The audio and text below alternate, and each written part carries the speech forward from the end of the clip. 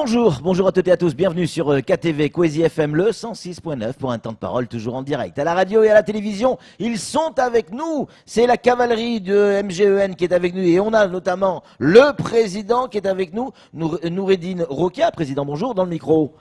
Bonjour Patrick, bonjour Samuel, bonjour à tous les téléspectateurs et les auditeurs de Et téléspectatrices. Et téléspectatrices. Figurez-vous qu'on en a. Il y a des filles et des femmes qui nous regardent. Oui, je m'en doute.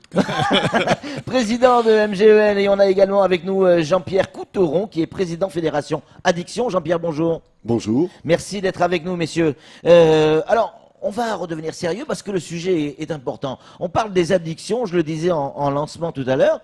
Dès qu'on parle addiction, on pense effectivement alcool, tabac, médicaments, mais il peut y avoir aussi les jeux, le sexe. Bref, les addictions peuvent prendre différentes formes, Président. Absolument.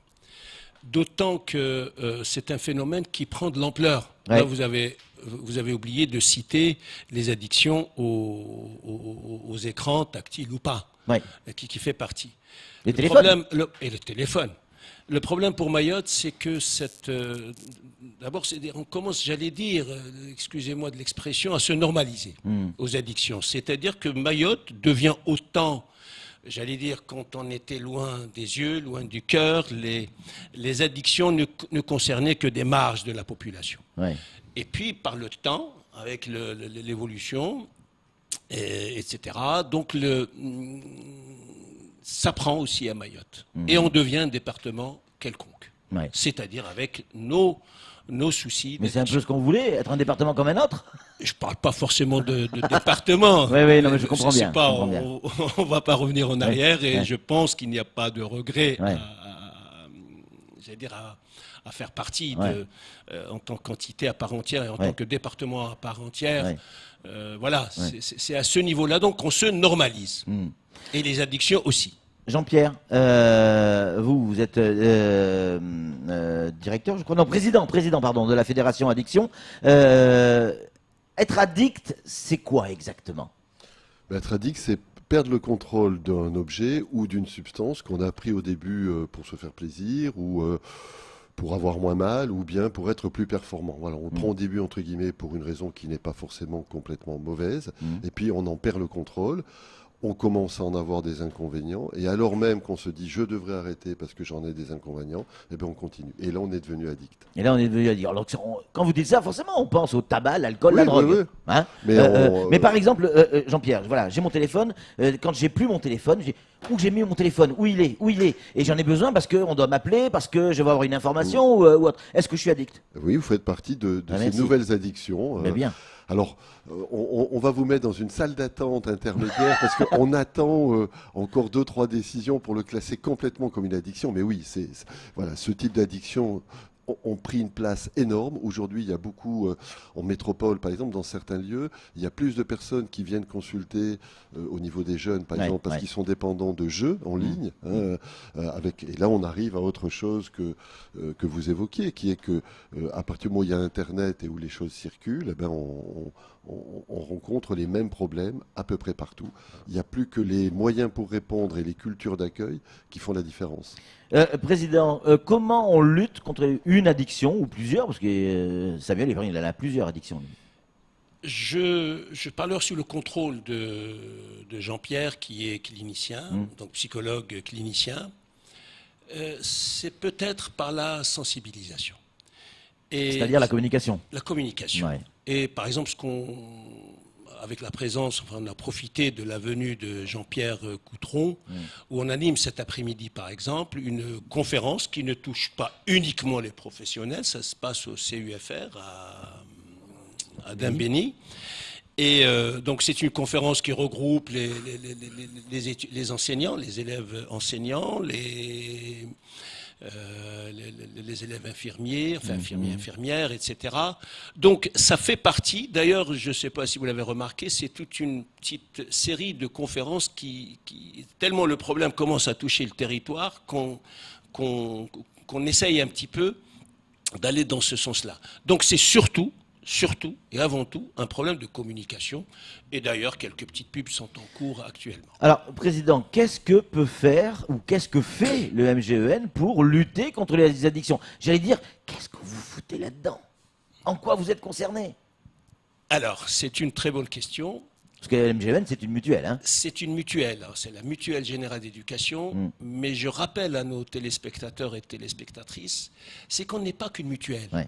On n'a pas uniquement, j'allais dire, on n'est pas uniquement une complémentaire santé.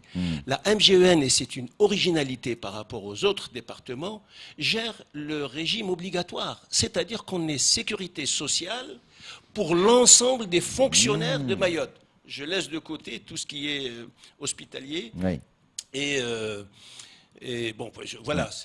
Donc ça veut dire que c'est au titre d'acteur global de santé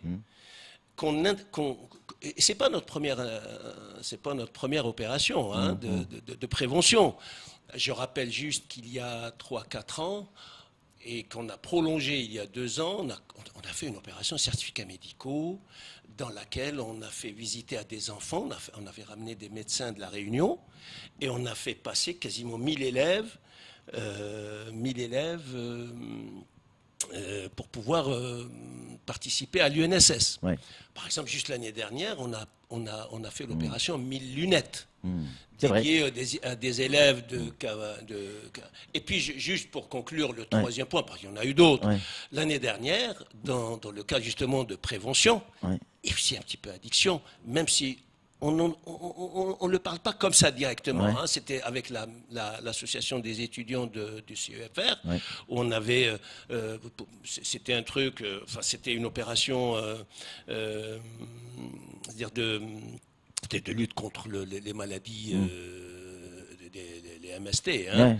Donc, on avait mené une opération, etc. Donc, c'est-à-dire on n'est pas à notre première opération. Et la MGEN, par devoir, et puis dans un territoire comme le nôtre, a obligation de contribuer modestement à sa mesure, et qui vise d'abord, il faut le dire tout de suite, qui vise d'abord nos adhérents, qui contribuent à cette opération globale de prévention. Alors, vous ne faites pas que de la santé, hein, puisque vous avez contribué, il n'y a pas si longtemps que ça, à une opération de reboisement très sensible à l'environnement. On aura l'occasion d'en reparler. Samuel Baucher, le rédacteur en chef de France Mayotte Matin, a une question à vous poser, messieurs. Oui, pour Jean-Pierre, si vous me le permettez. L'alcoolisme est une maladie. Patrick est-il malade avec son téléphone quand il est addict au téléphone? Pour moi, je ne crois pas, quoique. Mais bon, est-ce que c'est aussi une maladie, l'addiction? C'est une maladie, et à travers la question que vous posez, ce n'est pas qu'une maladie. C'est bien ce cas qui est compliqué. Ça commence dans des comportements de la vie quotidienne. Voilà, on a des consommations de tabac, on a des consommations d'alcool, on a des consommations d'écran, on a des consommations d'un certain nombre d'objets qui peuvent être jugés bien ou mal selon nos convictions, mais qui sont du côté de notre vie quotidienne. Et puis petit à petit, encore une fois, on va monter dans un certain nombre d'étapes, et on va arriver à des consommations qu'on appelle problématiques, parce que ce soir-là, on a trop bu, ou ce soir-là, on a trop fumé, ou ce jour-là, on est resté trop longtemps devant son écran et on n'a pas eu le temps de sommeil dont on aurait besoin. Donc là, on est dans le problématique. Et puis un jour, on va se réveiller en disant, mais c'est tous les jours que je suis dans le problématique, et on a parcouru cette espèce de chemin par étapes, du normal jusqu'au pathologique, la maladie. Et c'est une sorte de pyramide. Alors on voit souvent les cas les plus graves en haut, on a du coup tendance à banaliser les cas en bas, alors que ce serait plus intéressant, non pas de banaliser les cas d'en bas, mais de dire que si on intervenait dès le bas de la pyramide, en tant que parent, en tant qu'éducateur, on pourrait permettre à des personnes de rester avec cette utilisation normale et non pathologique qu'on souhaite tous. Freiner l'escalade. Exactement. Juste un petit complément très rapidement. Qui dit maladie, pour moi, dans mon petit esprit étriqué, dit médicament pour soigner. Pourtant, là, c'est difficile de donner des médicaments, j'imagine, en tout cas, pour ce type de maladie. Alors, c'est aussi une excellente question. On donne des médicaments, mais on ne soigne pas que en donnant des médicaments. Effectivement, sortir d'une addiction, c'est aussi passer par des étapes qui sont apprendre à vivre autrement, diversifier ses plaisirs, apprendre à gérer autrement des stress, apprendre à gérer autrement des émotions. C'est-à-dire qu'il y a une maladie qui va venir, des médicaments qui vont venir désamorcer le mécanisme neurologique qui a été un peu piégé, mais il y a tout un travail éducatif, tout un travail social qui doit, en complément ou à côté, apprendre d'autres compétences qu'on avait perdues ou même parfois qu'on n'avait pas eu le temps temps de construire. Jean-Pierre, énormément de questions qui arrivent au standard. Des questions toutes simples. On va essayer de répondre rapidement parce que il est déjà 6h53. Je bois un verre de vin, un verre de whisky, un verre d'alcool tous les soirs parce que j'aime bien, etc. C'est une question. Est-ce que je suis addict à l'alcool? Oui ou non? On n'est peut-être pas addict à l'alcool, mais on rentre dans une zone, c'est hélas la mauvaise nouvelle, avec l'alcool, dès le premier verre, et notamment si on est dans des consommations quotidiennes, on augmente d'abord son risque de cancer. Même si... Ah oui, d'accord. Ouais. Eh oui, Ah oui. non, parce qu'il y a un double problème. Il y a un problème de santé publique et il y a un problème d'addiction. L'addiction, c'est la perte de contrôle. Ouais. La santé publique, c'est tout un tas d'autres maladies, Oui, du bien foie, sûr. des poumons, de Bien trucs sûr. qu'on peut attraper. Et quand on consomme un certain nombre de substances, on peut cotiser aux deux. Alors, en prenant un verre tous les jours, on n'est pas forcément tout de suite Alcoolique, mais ni on addict. est tout de suite dans des problèmes Ouais. de santé. Encore une question, je ne veux pas dire qui me l'envoie, mais je vous le montrerai, Samuel, c'est très rigolo. Le sexe est-il une addiction? Il y a certains comportements sexuels qui sont des addictions. Par exemple c'est le problème, il y en a deux qui ont augmenté avec Internet. C'est tout un tas de consultations de sites pornographiques, Oui. de jeunes qui perdent le contrôle et qui là aussi sont scotchés devant, avec des conséquences qui commencent à être un peu embêtantes. Et puis il y a des pratiques sexuelles, des abus sexuels, c'est-à-dire des personnes qui vont avoir un nombre de relations complètement disproportionné. C'est pas le nombre qui va être important, c'est qu'ils les ont et qu'au fond ils n'en tirent pas du plaisir. Ils sont pris dans quelque chose comme à chaque fois où ils disent je voudrais bien m'arrêter mais je n'y arrive pas. Il y a la notion de souffrance toujours dans l'addiction, même dans la sexualité, c'est un paradoxe. Ouais, puisqu'on en parle de sexualité, justement, Samuel, qui a eu ce genre de problème. Non, non. Si Non, vous mais n'avez pas arrêté, vous. existe-t-il une anti-addiction? Je m'explique. L'anorexie, est-ce que c'est une anti-addiction ou une addiction? C'est-à-dire qu'on se freine, on a pris un rythme pour ne plus manger. Et Ça a à voir avec ces comportements un peu excessifs. Hein. Souvent, il y a une balance entre l'anorexie, la boulimie dans des comportements de cet ordre-là, mais toute une partie de ces comportements alimentaires, pour des raisons un peu compliquées à expliquer ici, ne sont pas complètement rangés dans la catégorie des addictions. Mais certains en font partie. Oui, il y a des pertes de contrôle de l'alimentation et de l'autre côté, une façon de se priver qui participe de cette perte de contrôle qu'on a dans l'addiction.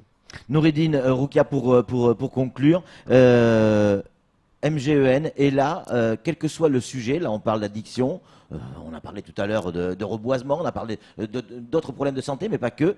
Et là, pratiquement au quotidien, pour accompagner la vie de tous les jours et les problèmes qu'on peut rencontrer au quotidien. Absolument. Et ce, quel que soit le sujet. Non, je rappelle d'abord que MGEN, ce n'est pas uniquement, c'est Mutuelle Générale d'Éducation Nationale, mais pas que. On est ouvert d'abord à l'ensemble des fonctionnaires et même au privé.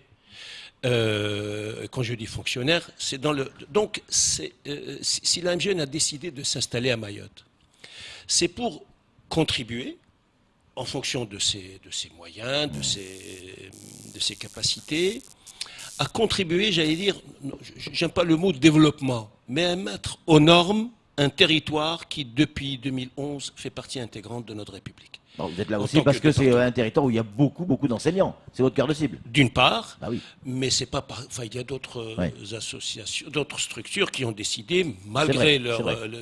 leurs affinités avec le monde enseignant. Donc on est ouvert à tous. Je rappelle qu'on est aussi une entreprise de l'économie sociale et solidaire. Et oui, Donc, j'allais y qui venir. dit, la MGN est une institution, est une mutuelle qui n'est pas, j'allais dire, on n'a pas de clients, on a des adhérents.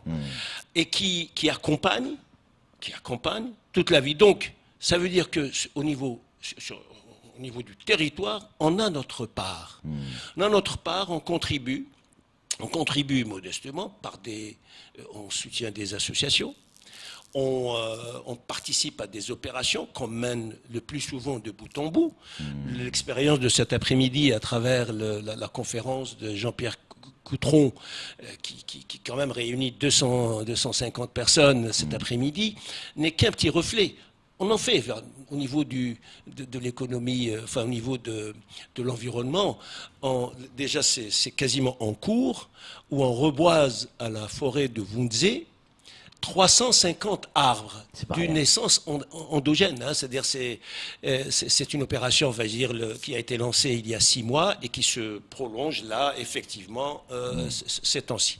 Donc, on participe et on est au cœur, j'allais dire, du développement de Mayotte. Et on contribue à notre juste mesure. Jean-Pierre Coutronc, juste pour conclure en très très court, on est très très en retard, mais c'est très intéressant aussi. J'ai le fiction, hein, j'ai le sentiment que peut-être je suis addict à quelque chose. Qu'est-ce que je dois faire? À qui je dois m'adresser? Qui je dois appeler? Quelqu'un d'autre, un professionnel de l'éducation, un professionnel de la santé, un professionnel de l'écoute. La bonne idée, c'est de ne pas attendre de l'avoir vérifié, parce que si on attend de l'avoir vérifié, c'est qu'on est dépendant ou qu'on a perdu le contrôle, et ce sera beaucoup plus dur. Donc, même si on a un doute, il vaut mieux en parler tout de suite. Jean-Pierre Coutronc, merci beaucoup. Président Noureddine Rokia, merci infiniment d'être venu sur ce plateau et de vous intéresser à des sujets aussi importants que l'addiction. Allez, c'est tout pour ce temps de parole. Tout de suite, la suite de nos programmes.